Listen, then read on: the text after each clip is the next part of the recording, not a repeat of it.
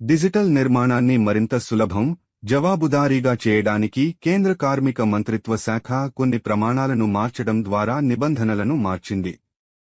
ఈ మార్పు తర్వాత ఏపీఎఫ్ కస్టమర్ అయినా తన ఖాతా నుండి ఒకేసారి రూ.1,00,000 వరకు విత్డ్రా చేసుకోవచ్చు. ఈ మార్పు గురించి సమాచారం ఇస్తూ కేంద్ర కార్మిక మంత్రి మన్సుఖ్ మాండవియా, ఇది రిటైర్డ్ ఉద్యోగులకు మరింత ప్రయోజనం చేకూరుస్తుందని అన్నారు.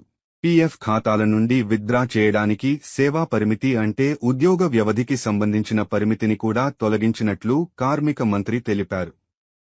ఇంతకుముందు కొత్త పీఎఫ్ ఖాతా క్రింద 6 నెలల కంటే తక్కువ చందా చేసిన ఉద్యోగులు డబ్బును తీసుకోలేరు. దీంతో కొత్తగా ఉద్యోగంలో చేరిన ఉద్యోగులు నష్టపోయారు. ఇప్పుడు అలాంటి ఉద్యోగులు కూడా పీఎఫ్ని విత్డ్రా చేసుకోవచ్చు. ఉద్యోగులకు పీఎఫ్ విత్డ్రా పరిమితిని పెంచే బహుమతిని ప్రభుత్వం ఎందుకు ఇచ్చిందో కూడా కార్మిక మంత్రి వెల్లడించారు.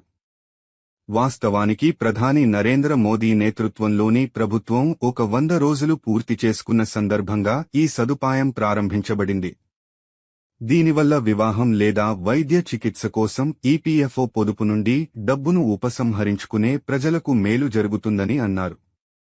పాత కాలంతో పోలిస్తే ప్రస్తుత కాలంలో ప్రజల అవసరాలు, ఖర్చులు పెరగడంతో విత్డ్రా పరిమితిని పెంచుతూ నిర్ణయం తీసుకున్నట్లు తెలిపారు.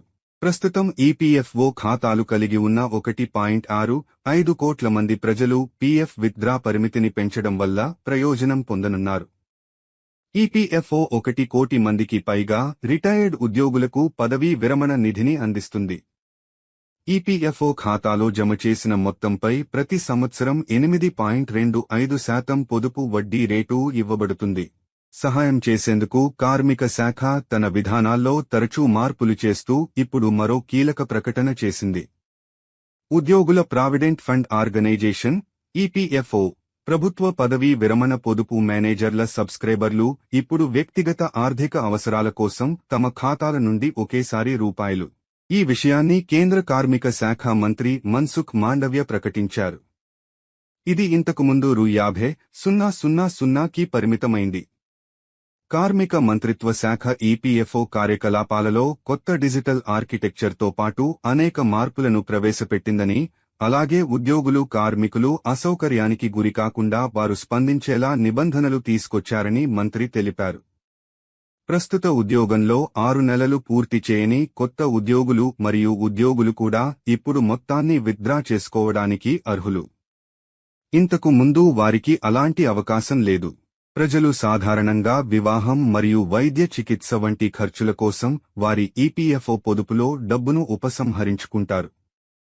ఒకేసారి విత్డ్రా పరిమితిని ₹1,00,000కు పెంచాం అని కేంద్ర ప్రభుత్వ 100 రోజుల వేడుకల సందర్భంగా మంత్రి మన్సుఖ్ మాండవియా అన్నారు.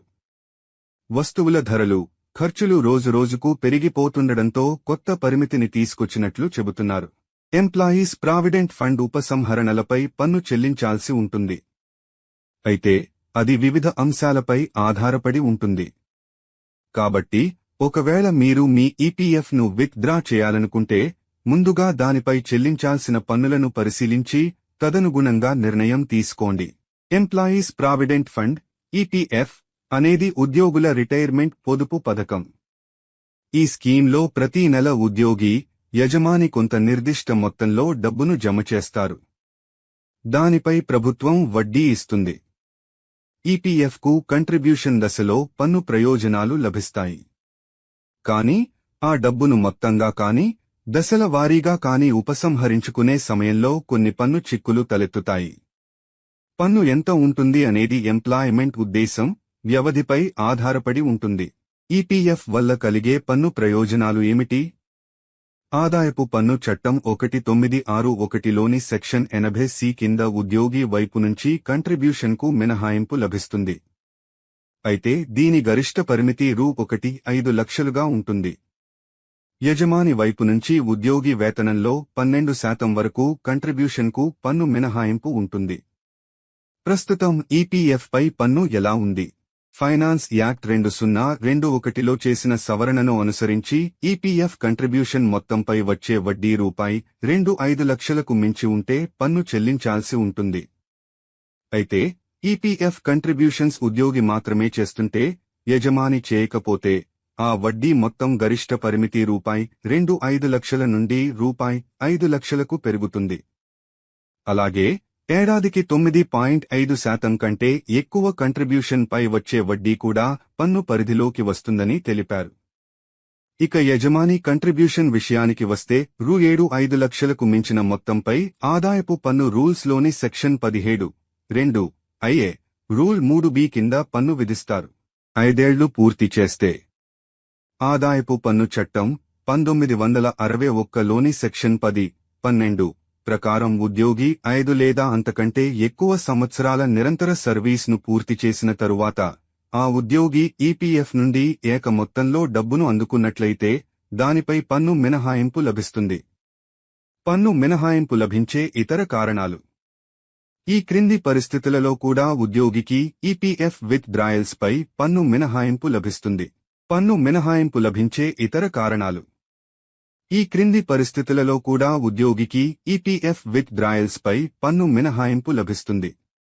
అనారోగ్యం కారణంగా ఆ ఉద్యోగిని విధుల నుంచి తొలగిస్తే, యజమాని వ్యాపారం నిలిచిపోవడం వంటి ఉద్యోగి నియంత్రణలో లేని విషయాలు జరిగినప్పుడు, ఉద్యోగి వేరే చోట ఉద్యోగం పొంది ఈపీఎఫ్ బ్యాలెన్స్ కొత్త యజమానికి బదిలీ అయిన సందర్భంలో ఈపీఎఫ్లో టీడీఎస్ ఎంత?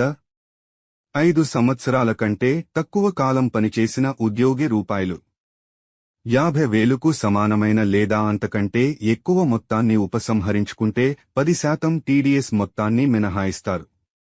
ఫారం -15G15H సమర్పించకపోతే, పాన్ కార్డ్ సబ్మిట్ చేయకపోతే 39% టీడీఎస్ మొత్తాన్ని, గరిష్ట మార్జినల్ రేటు మినహాయిస్తారు.